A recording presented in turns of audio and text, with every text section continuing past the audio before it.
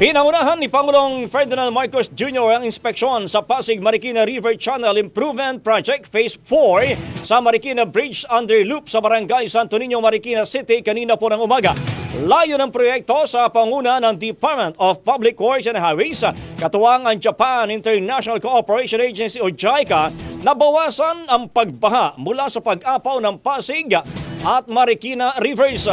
Sa cloud ng Phase 4 ang konstruksyon ng mga dike at revetment, paglalagay ng floodgates at dredging ng mga ilog upang mapahusay ang flood management infrastructure sa Metro Manila at karatig lugar.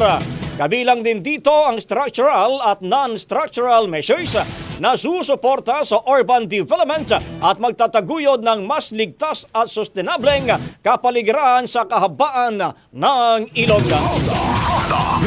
Ang bahaging ito ay hatid sa atin ng Yummyvit ES3 Syrup. Simulang tuparin ang pangarap ng iyong anak. And starting now,